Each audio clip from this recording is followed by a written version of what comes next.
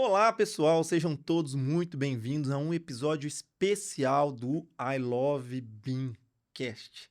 Nesse episódio, num formato diferente, mas com a presença minha e do Lucas, que vocês já conhecem aqui dos episódios que passaram, a gente vai fazer uma retrospectiva e trazer um pouquinho da nossa percepção sobre o que aconteceu nesses episódios do tema transformação digital, BIM, GeoBIM, sustentabilidade, falando sobre IA, enfim, teve muita coisa legal para a gente falar aqui, né, Lucas? E eu queria, então, já de partida, te convidar para ficar conosco, recapitulando e tendo um pouquinho da nossa percepção do que aconteceu nesses episódios, tá? Sou Júlio Ribeiro, estou aqui de camisa preta, escrito I Love BIM, uma calça caqui, um tênis branco, óculos, cabelos pretos, indo para grisalhos. Me apresentando um pouquinho, né? Eu tenho uma cor parda aqui, um moreno claro, tenho 45 anos. Tô aqui com o Lucas, meu amigo, companheiro. E aí, Lucas? Tudo bem, Júlio. Agora que eu me toquei que com a nova disposição aqui, né, do estúdio, a gente não vai se cumprimentar, então um cumprimento à distância, né, aquele tradicional.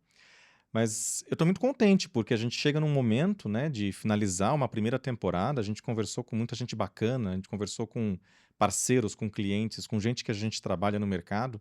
Mas antes de falar deles, acho que cabe a me apresentar também. Então, Lucas, tenho 42 anos, sou careca, tenho olhos castanhos e uso óculos, porque astigmatismo já pegou, não teve jeito.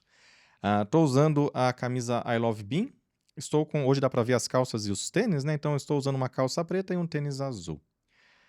Eu acho que talvez, Júlio, a gente, né, olhando um pouquinho do que a gente veio conversando essa temporada toda, esses episódios, se a gente olhar um pouquinho para trás, a gente sempre, né, trouxe convidados muito bacanas, pessoas de renome, né, pessoas que estão trabalhando no mercado e tudo mais, mas a gente acabou não contando muito da gente. A gente acabou não falando quem somos, qual que é a nossa trajetória, e eu acho que talvez a gente podia usar esse momento, que é um momento também de retrospectiva, para a gente falar um pouquinho da nossa experiência também. Então acho que eu vou Boa. até passar a bola para ti, para a gente compartilhar com quem está acostumado a nos ouvir qual que é a nossa história também. Muito bom. Beleza, vamos lá. Trazendo um pouquinho disso, né? Eu sou um profissional que naveguei por áreas diferentes. Eu tenho uma formação na área de tecnologia da informação. Depois eu fui para uma área de docência e ensino. E nesse caminho, eu entrando com tecnologia e inovação, fui para geografia. Então, eu sou um geógrafo que tem um background de tecnologia e uma preocupação com educar muito forte. Nessa experiência toda, eu assumi posições acadêmicas e fui coordenador de curso, professor durante muitos anos, diretor de faculdades. Depois eu fui para iniciativa privada, trabalhei durante alguns anos em empresas de tecnologia, sempre voltada à área de geotecnologias, com temas de aplicação quase sempre lidado para dados, para tomada de decisão, cidades inteligentes, temas ligados a questões ambientais. Houve um período que essa bagagem acumulada e um senso de querer, de fato, mudar, fazer coisas legais. Eu já criei associação profissional, já fui de alguns comitês, algumas coisas, e empreendi também, né? Então já tive startup no meio de É mesmo, negócios, Júlio? Olha já só. fiz um monte de coisas que eu sempre falo que há uma coerência em tentar achar sinergia entre tecnologia, coisas que melhoram o mundo, ciências sociais aplicadas, né? Hoje eu estou na reta final de um doutorado que é na área de planejamento urbano e o convite para a gente ser o host aqui do podcast, né, me deixou muito feliz, porque é um pouco desse cara. O Júlio é um cara, né? Assim, eu gosto de falar sobre esses temas. Eu gosto de conversar sobre esses temas, conversar com pessoas que estão produzindo conteúdo prático, acadêmico sobre os temas. Então foi um prazer, né? Me sinto muito confortável para tá batendo papo com alguém. Na mesa de casa, esse é assunto, no cafezinho do trabalho, eu gosto de falar sobre isso. Então foi um prazer. E eh, minha trajetória, ela vai para esse caminho, mas eu fico pensando aqui como que eu aprendi aqui, viu? Como eu aprendi. A gente teve convidados que falaram sobre aspectos que eu ia para casa e aprofundava naquele assunto. né? Então, eu até consigo dizer quais que me deram, assim, aula, sabe? Sobre temas que eu conhecia numa camada muito pontual. Então é isso, cara. Isso é um pouquinho da minha formação. E tu? Aí eu já me arrependi de ter feito a pergunta, né, de agora compartilhar minha trajetória.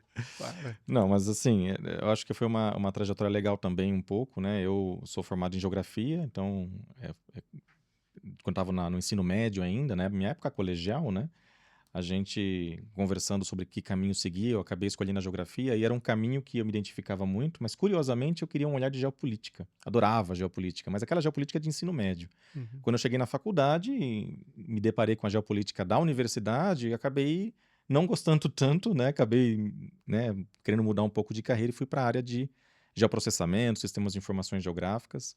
Sim, eu não trabalhei em muitos lugares diferentes, né? Eu fiz estágio no Instituto Geográfico e Cartográfico do Estado. Depois eu fui fazer estágio onde eu fiquei trabalhando por quase 15 anos, que foi a Implasa, a empresa paulista de planejamento metropolitano, que foi extinta há alguns anos. Nesse meio tempo, enquanto eu estava trabalhando na Implasa, eu dei aula também de geo no Senac, por exemplo. Mas, tirando isso, a hora que eu saí da Implasa, eu vim trabalhar na FF há 5 anos e meio, mais ou menos, e é onde eu estou até agora, e super feliz trabalhando com um tema que, assim, é engraçado, né? Quando eu estava ainda na Implaza, a gente recebia aquelas newsletters, né? E aí falava de BIM. E eu nunca olhava muito pro tema, mas eu falava, isso aqui é uma coisa que em algum momento eu vou ter que saber do que se trata, né? E ia postergando, ia postergando. Até o momento que eu cheguei na FF e quando entrei, a gente começou a ter contato, comecei a ouvir falar de BIM, e principalmente daí da conexão com o GIS, que é o GeoBIM, né? E aí me apaixonei pela área e estou mais do que feliz, super contente de trabalhar com um tema que é de fato inovador, é um tema de ponta, né?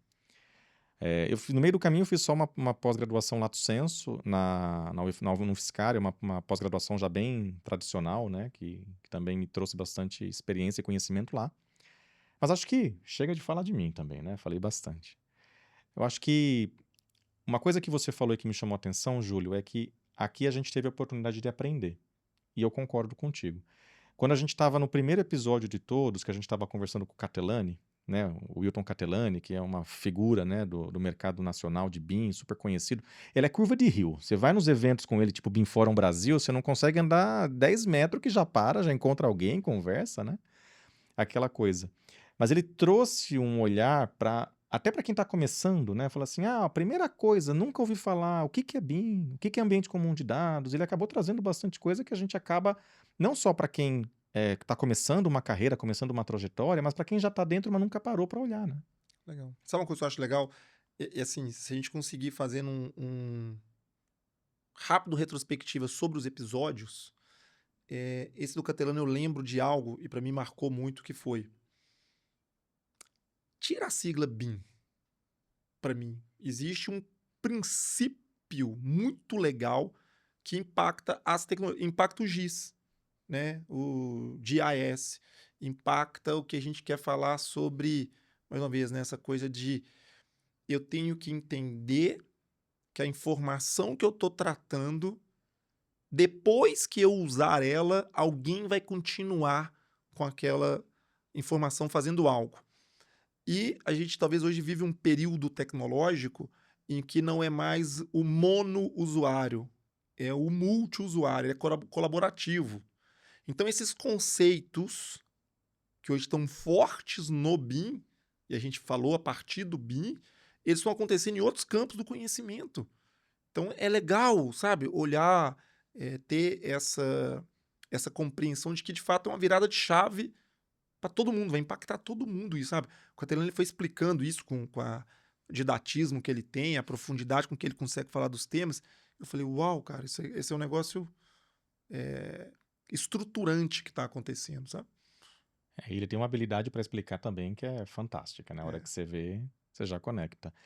E eu me lembro muito conversando com ele também, né? Aliás, ele também esteve conosco em um outro episódio, né? Ele não foi uma vez só. Mas conversando com ele trazia também as noções de por que é importante você buscar capacitação. Eu me lembro muito dele trazendo, e quando a gente conversa, às vezes, né, em outros momentos, ele traz isso e fala: olha, não adianta você falar em inovação, não adianta você falar em transformação, se você não for buscar a capacitação, se você não for buscar e investir em si mesmo.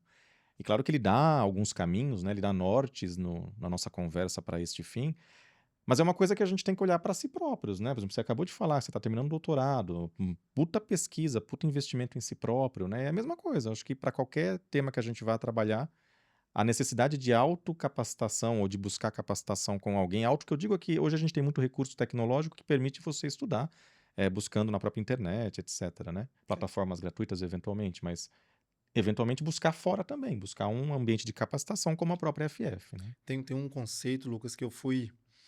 é, eu escutei alguns convidados falando, se eu não me engano, o Fornari falou também sobre isso. O Ricardo Fornari, né, que a gente entrevistou aqui também, Da Derns. era o termo que outros falam que é o lifelong learning, que é assim, a gente não se forma.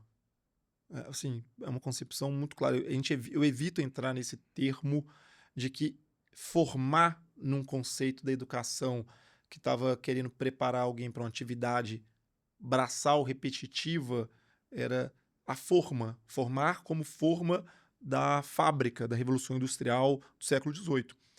Hoje a gente adquire competências e habilidades para lidar com determinados desafios. O tempo passa e você tem que os desafios mudam. Então as competências Verdade. e habilidades que eu tenho que ter têm que ser revistas. E tem hora que você não tinha capacidade de usar das melhores práticas para lidar com aqueles desafios, que eles continuam presentes. Então você vai aprimorando a sua capacidade de lidar com aquilo. Então, tanto quem está tendo que lidar com os desafios quanto o próprio desafio está em transformação o tempo todo. Então, a formação nossa, a gente tem uma coisa em comum aqui, né?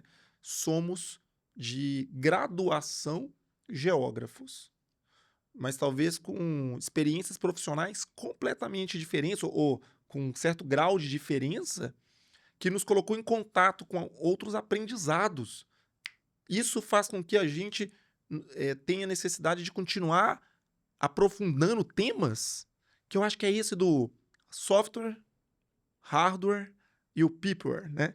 As Como pessoas. aí a gente falou aqui um pouco sobre pessoas, falou sobre gestão de equipe, como fazer a mudança dentro das organizações, né? Como que você e eu acho que tivemos oportunidade na vida de gerir pessoas. Então a gente começa a ter que fazer com que a capacidade de lidar com o engajamento de equipes, sabe? Então isso tudo acho que veio nas falas de pessoas que estiveram aqui que estão fazendo isso, né? Isso é legal, isso é legal. Aí você falou uma coisa que é verdade. A gente conversou com o pessoal da Vale, né? A Priscila e a Vanessa, Exato. que estavam com a gente, e eu lembro delas comentarem a respeito dessa questão do engajamento. Então, como que uma instituição, na medida em que vai lá e busca uma capacitação para os seus funcionários, conseguem fazer com que as demandas do dia a dia não entrem em concorrência com essa capacitação e a capacitação seja colocada de escanteio? Como fazer para que as pessoas tenham o tempo para se dedicar? E ela conta no episódio, né, a questão de você ter uma agenda que vem de uma alta liderança. E eu achei uma estratégia tão bacana que eu já comecei a compartilhar com outras pessoas de outros projetos que a gente tem trabalhado, que a gente tem feito implantação. Porque se você falou do Peopleware, né? Se você não der, claro, a capacitação para que aquela pessoa possa desempenhar, mas se você não der também a estrutura necessária por detrás, né? O tempo para que ela possa fazer isso e não o projeto naquela meta tal. Se você não der o computador para que ela possa desempenhar, se for uma coisa que exige de um software, por exemplo, de nada adianta, né? É verdade. Você comentou aí agora, a gente convidou pessoas que fizeram nas suas carreiras, acho que esse movimento de aproveitar as oportunidades que tiveram, né? Eu lembro, teve um momento aqui que a gente conversou com, acho que foi até num evento com o Catelani e o André, né? Que também pessoas que estão dentro da estrutura da FF, e a trajetória deles, quer dizer, que se conheciam de antes de trabalharem juntos, Sim. como é que você se respeita e conhece e reconhece pessoas competentes no mercado, e isso lá na frente acho que são pessoas que foram exemplos no que fizeram, porque se dedicaram, se esforçaram, aproveitaram as oportunidades. E aí eu fiquei olhando assim, o que tinha em comum nas pessoas com quem a gente entrevistou? O que elas tinham em comum, né? Ultrapassava a capacidade técnica. né? Não isoladamente a capacidade de lidar com tecnologia, sabe? A capacidade com que eles leram contexto, fizeram mudanças de carreira, adaptabilidade, né? Ou se Sim. reinventaram. Eu acho que isso foi uma característica legal deles que a gente entrevistou aqui.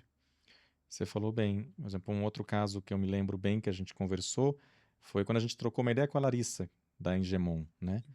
Ela estava comentando que num determinado momento ela trabalhou na FF, né? A gente comenta isso também no episódio, que ela vinha de um perfil de consultoria, né? De instrutora também, de tecnologias, e ela toma essa decisão de mudança de carreira para ser a responsável por uma implantação BIM numa construtora, né? E liderar a equipe e fazer com que isso aconteça. É uma mudança de fato que vem, em muitos casos, de forma até natural, na medida que você vai ganhando experiência, evoluindo na carreira, né?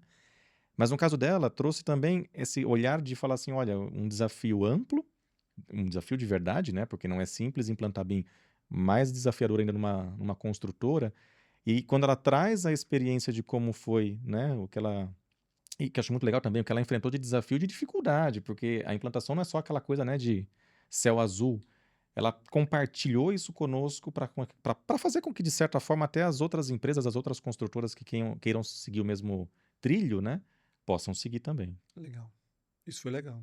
Sabe uma coisa que eu tô lembrando aqui, enquanto você foi falando aí, é que dentre os perfis que a gente entrevistou, e essa questão das carreiras, como tinham uma representatividade boa de mulheres que fizeram esse movimento, né? Verdade.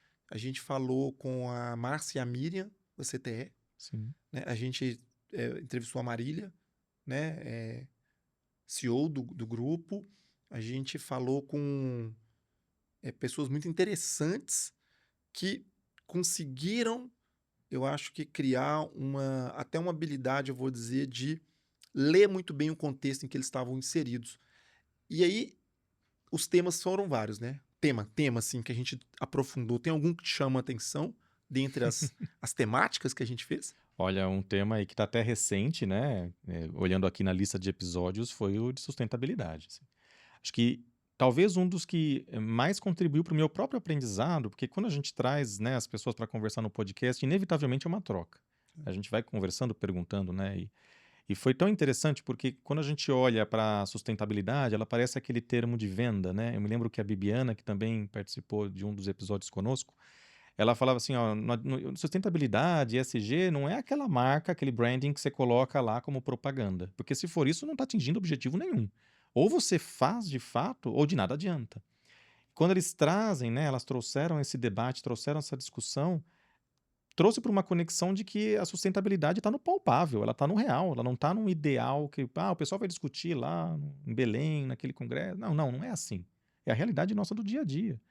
E quando a gente olha até para o episódio mais recente, com a Miriam e com a Márcia do CTE, é uma coisa que, pelas pesquisas delas, pode trazer lucro.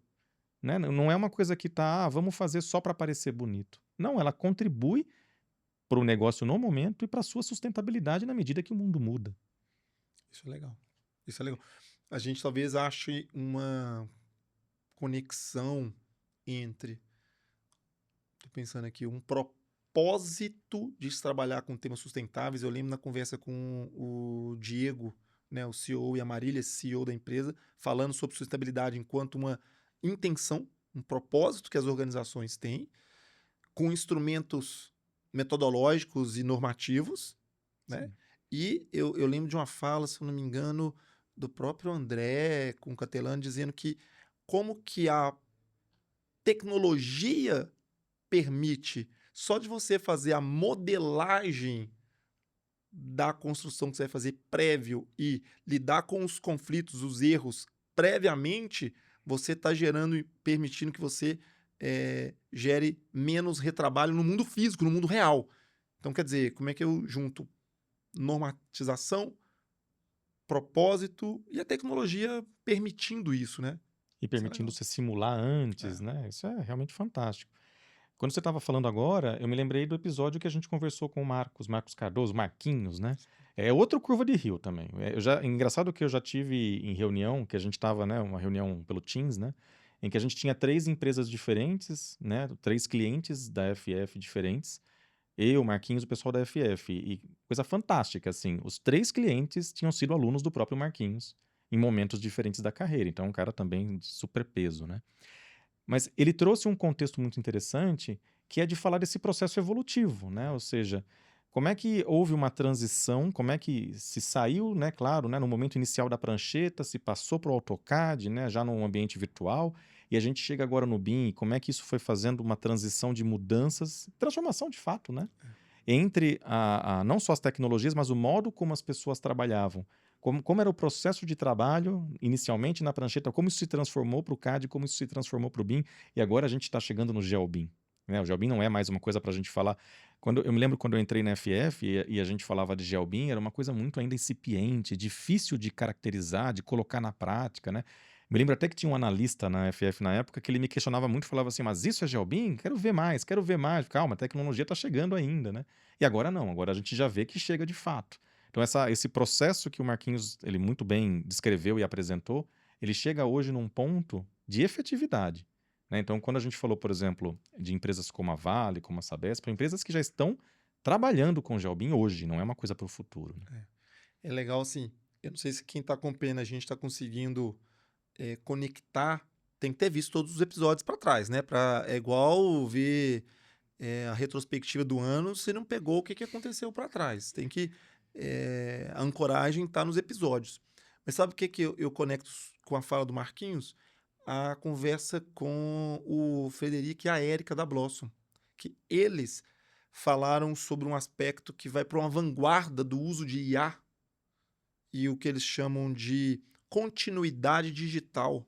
E como que a gente vai gerar esse gêmeo digital que ele simula e gera aspectos que eu consigo predizer com algoritmos o empreendimento para os próximos 5, 10, 100 anos. Quer dizer, e quando houver uma grande mudança, quando eu terminar essa atividade, qual que é o cenário otimista ou pessimista? Então, hoje já há como incorporar isso. Quer dizer, é tanto entender o momento para quem ainda não virou totalmente do analógico para o digital, dos 2D para o 3D, a gente já vai daqui para frente para um mundo de modelo preditivo, né? Com a Verdade. massa de dados gigantesca.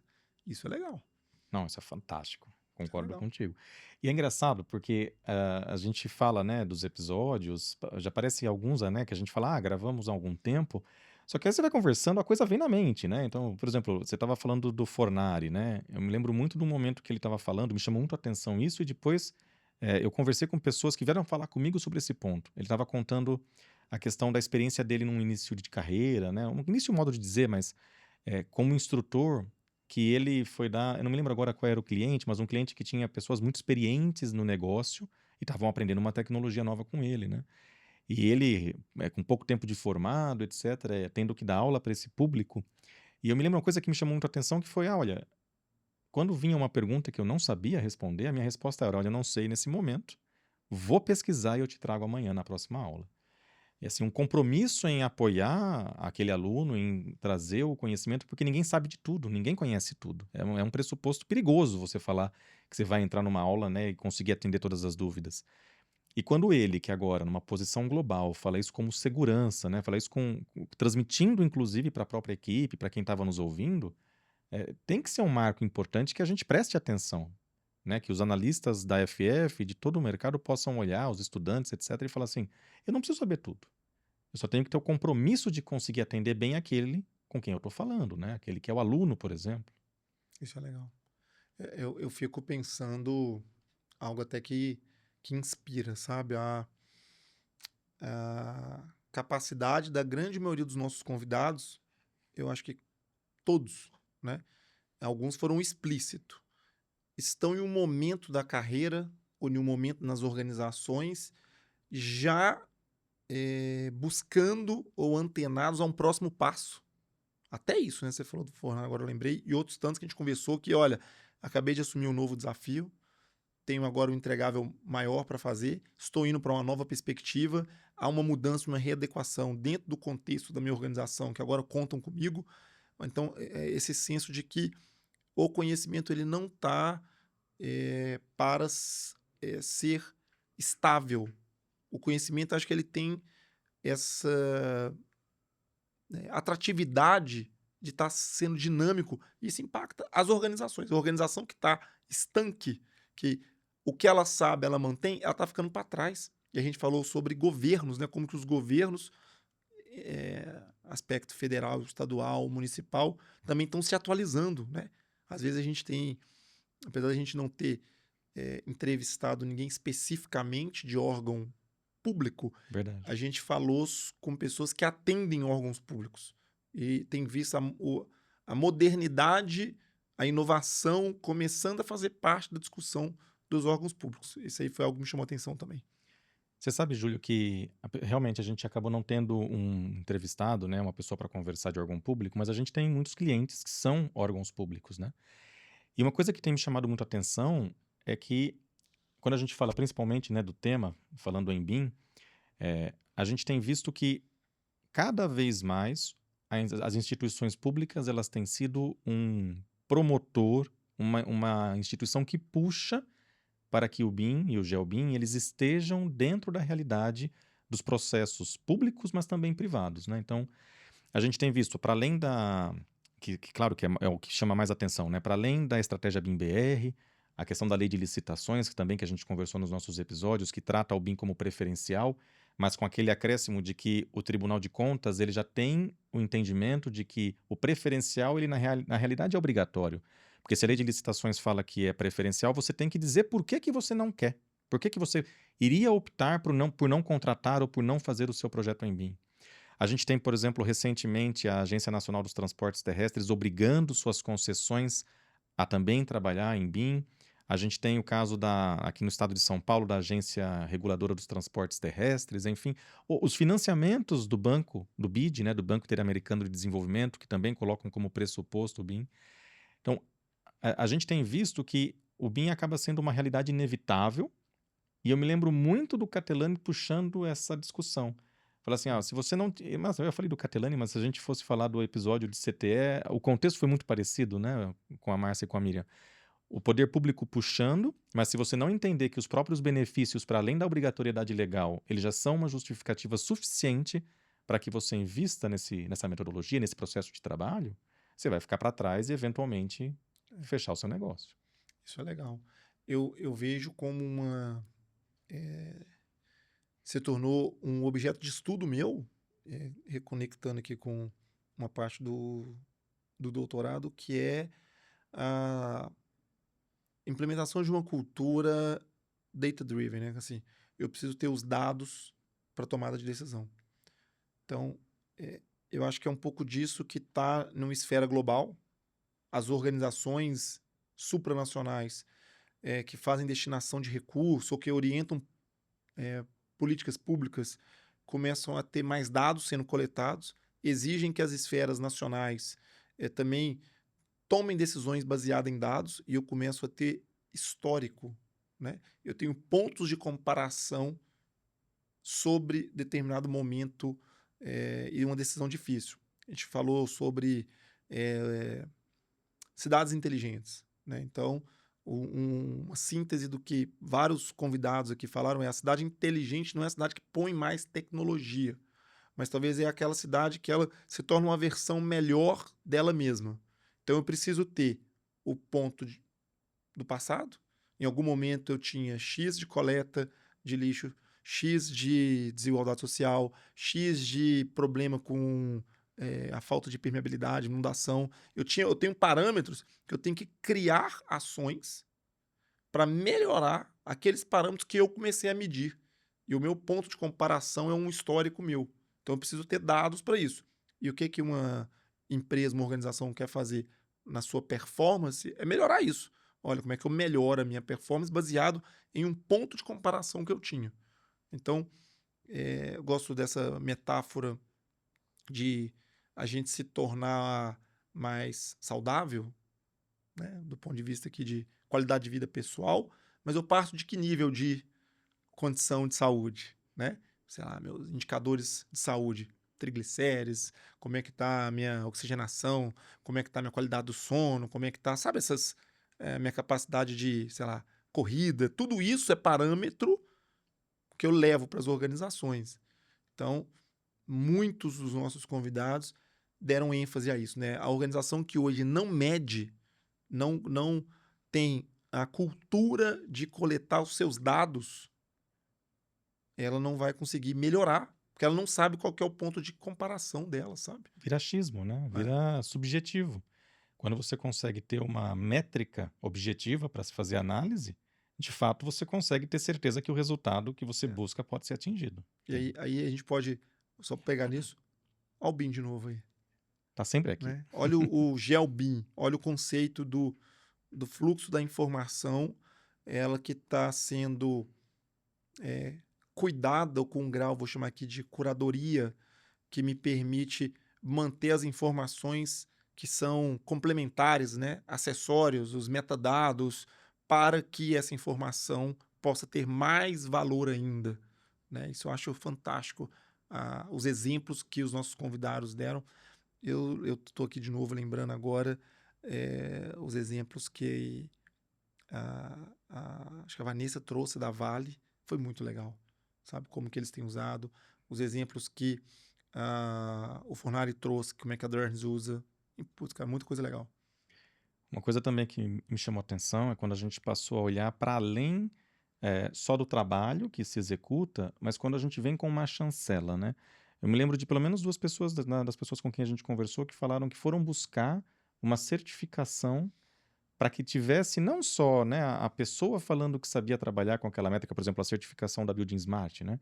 Ah, não é apenas eu falando que sei trabalhar com os pressupostos da Building Smart, trabalhar com IFC, etc., com a normativa ISO 19650, mas também buscaram uma chancela para que a equipe tenha esse certificado e possa utilizar em concorrências, por exemplo. Às vezes você tem licitações que exigem esse tipo de certificação. E, claro, aí você tem, de novo, um dado objetivo, né? Uma instituição internacional que falou que a equipe está apta a trabalhar naquela normativa. Bom, tô me fazendo uma pergunta aqui, Lucas, que vou colocar para a gente pensar nela. O que fica de... Não sei se é pretensão nossa também ter ficado algo assim, mas que impacto legal você acha que o podcast já trouxe? Imagina o podcast como um projeto sonhado por várias mãos, né? Verdade. Sonhado por uma equipe aqui, né? Assim, junto conosco, que tem uma equipe aqui de bastidores que pensou, idealizou, dedicou tempo para isso. O que fica de saldo dessa primeira temporada? Olha, eu acho que eu posso dividir a resposta até em dois momentos. Um é um saldo pessoal, porque foi um momento de aprendizado incrível com essas pessoas com as quais a gente conversou e é, é aquela coisa, né? Poder fazer parte desse momento também me permitiu dispor de tempo para ouvir essas pessoas para além do podcast, a troca que teve no café, etc, né? Então foi para mim, eu acho que foi um momento de aprendizado inicialmente, mas quando a gente sai do caráter pessoal e a gente entra já no caráter do podcast como instrumento de difusão do conhecimento para a sociedade, eu já vejo que foi uma possibilidade de trazer para um público diverso, seja um estudante que está começando a carreira e pode ouvir uma pessoa de renome, como a gente falou do Catelani ou como o Fornari, que são referências nas suas próprias áreas, ouvir pessoas que têm experiência com temas diversos, como, por exemplo, ouvir pessoas do CTE, né, que têm experiência em sustentabilidade, mas, ao mesmo tempo, ouvir a equipe da Vale, que trabalha numa mineradora, uma das maiores do mundo, se não a maior. Então, conseguir conectar essas pessoas amarradas por um tema que certamente os une, que é a modelagem da informação da construção. Eu acho que é difícil você conseguir trazer essas pessoas para um ambiente único, conversando e trazendo sua experiência, sua trajetória dentro desse contexto, né, dentro desse tema, porque a conversa poderia ser muito ampla, mas dentro disso, e que tem gerado cada vez mais interesse, né, a ponto de a gente ter repetido o convidado por pedido, né, e com certeza motivar uma segunda temporada depois dessa. Legal. Eu concordo contigo. É, alguns podcasts, eu acho que se a gente conseguir manter isso, é um acerto na minha perspectiva, que ele cria uma comunidade. Verdade. Que é eu compartilho coisas que mereçam ser compartilhadas, eu trago o debate, a oportunidade de falar com algumas dessas pessoas. É difícil do ponto de vista da dinâmica do tempo nosso, né? Imagine em que momento que eu iria reunir essas empresas, esses profissionais com carreiras brilhantes, discutindo sobre um tema de interesse, aí falando da nossa audiência aqui. Então você cria um ciclo de comunidade que a interação, mesmo que assíncrona, que acontece lá no episódio, alguém que curte, que comenta, que faz uma pergunta, a gente lê, né, os comentários, a gente vê o que teve mais engajamento, retroalimenta a gente poder falar mais sobre aquilo, né? Então acho que é isso, é um canal de contato dessa comunidade, sabe? Eu acho isso legal. E é uma questão verdadeira, assim, é quase que um carinho efetivo. Na medida em que a gente recebe essa retroalimentação, a gente não despreza, pelo contrário, a gente fica feliz de recebê-la para que a gente possa nortear uma próxima conversa. Agora a segunda temporada, assim, espero. O Eduardo falou pra gente que, né, como teve aquela questão do Fornari mudando para Barcelona, né, Eduardo, que a próxima temporada parece que vai ter episódios em Barcelona. Pelo menos eu fiquei sabendo. Muito bom. Informação de dentro. Boa. Se pudesse ser no dia de Real Madrid e Barcelona, melhor. Não seria ruim. O que eu queria fazer a pergunta, Lucas? E o futuro? A gente fez essa pergunta para todo mundo aqui, projetando o futuro. Vamos um futuro que talvez, para além do podcast, mas um futuro sobre esses temas que a gente discutiu. O que você acha que vale a pena a gente trazer nessas discussões? O que pode vir para os próximos capítulos aqui? Olha, mas eu tô ansioso para ouvir você responder a mesma pergunta, tá? Porque ainda mais você especialista em certos temas como o próprio Sim, eu tô louco para ouvir. Mas para não fugir da pergunta também, né? Assim, eu acho que quando a gente está conversando principalmente sobre tecnologia, transformação digital, e os nossos convidados tinham muito desse contexto, talvez a palavra que fique para mim, assim, é uma palavra de inevitável, sabe? Eu acho que a gente não pode mais olhar para trás e falar, a exemplo do ambiente comum de dados, né, que é um pressuposto para se trabalhar com o BIM. A gente não pode mais falar de, estou fazendo o meu projeto aqui em BIM com uma tecnologia de ponta, mas a hora que eu termino eu imprimo e mando para a obra em papel, por exemplo. Isso não faz mais sentido. Então, você trabalhar num ambiente comum de dados, ele é um pressuposto, é uma necessidade inevitável.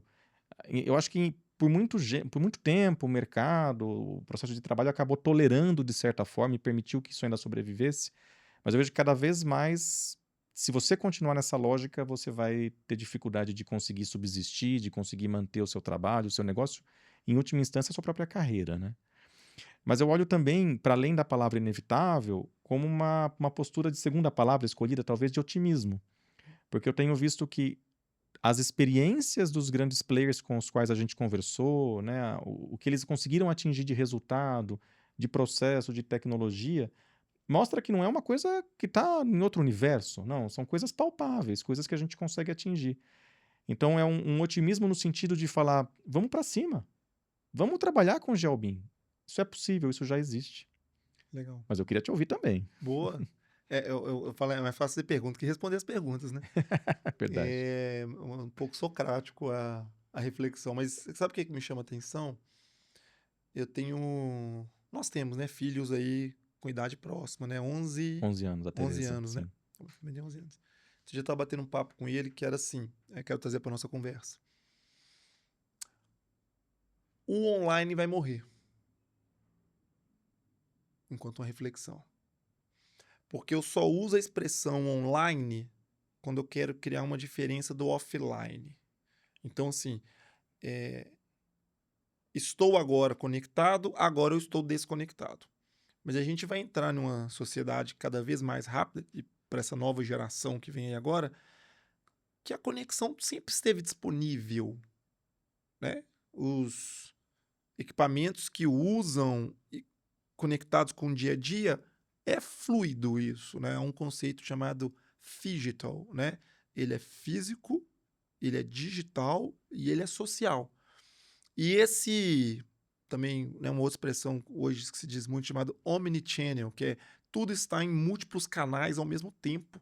Não tem mais tanta separação o que está acontecendo na obra, o que está acontecendo ali na ação tangencial física do material utilizado, do que está sendo ou foi previsto, e no momento em que aquilo se altera no mundo físico, já está sendo atualizado em modelo digital, e o modelo digital já projeta os impactos daquilo em tempo real. E vai voltar um alerta para o mundo físico dizendo, olha, da maneira que foi feito, daqui a X tempo, a um pequeno desvio vai gerar um problema. Conserte. Então, esse feedback contínuo da informação, eu acho que é algo que teve presente nessas falas todas, e um pouco do que vai ser esse... a gente falou, você comentou um pouco, né, o SIM, né, como esse City Information Modeling, o I de Information, o I de inteligência, o I de informação o tempo todo, como que eu olho para uma estrutura, um ecossistema de tomada de decisão e tento melhorar a minha decisão no tempo presente, baseado numa série histórica e fazendo modelos preditivos. Mas eu só tenho o tempo presente para tomar a decisão. Então, todas as nossas interações no planeta vão passar a usar isso como estratégias de aprimoramento de tomada de decisão. Isso já é fato, né? Isso já está acontecendo. Graus de maturidades diferentes. Então, eu vejo esse como uma grande tendência. A gente terá nos próximos anos, e eu espero que isso seja o mais democrático possível, o mais universalizado possível, né? Para que não haja ilhas de desenvolvimento em detrimento de locais que ainda ficam inacessíveis aquilo, esse bom uso da tecnologia para decisão. E aí tem uma coisinha que também gostei uma palavra que ganhe força no futuro, eu tenho pensado na intencionalidade. O que eu quero? O que eu espero? O que eu torço para que aconteça? A intencionalidade dos governos, das instituições, das pessoas nas suas carreiras, de aplicar esse tipo de abordagem, sabe? Então, acho que isso ficou satisfeito enquanto propósito de vida, sabe? Da gente voltar daqui a alguns anos, olhar para trás e falar, nossa, a gente falou isso e passado o tempo, a gente viu essas iniciativas acontecendo. Quem sabe quando chegar na 6ª temporada do podcast, a gente pode olhar esse momento, né, e falar, olha, que a gente estava comentando naquele dia, Boa. 5 anos depois, como é que ficou, né? Muito bom. E muito agradável fazer bate-papo contigo também, viu? Nossa, Então, fantástico. obrigado pela parceria, obrigado pela disposição também. Eu que agradeço. Muito bacana fazer o podcast, poder conversar junto contigo com gente muito bacana. Muito bom. Pessoal, querem escutar os nossos próximos episódios, as próximas temporadas? Aqui é com muito carinho, é com muita satisfação, com muito orgulho e com um senso de querer mais, né? Aquela máxima de que quanto mais a gente estuda sobre um tema, mais a gente tem conhecimento do que a gente não sabe. O podcast escancarou isso, né? O mundo de oportunidade de aprendizado que tem. Convido vocês a nos seguirem nas próximas temporadas, com próximos convidados. Sugiram temas, sugiram convidados, indiquem pessoas, que vai ser um prazer a gente bater um papo com elas. Fechadíssimo. Entra em contato conosco, contribuam também, que a gente está ansioso por ouvi-los. Um abraço, pessoal. Até mais. Tchau, tchau. Até mais.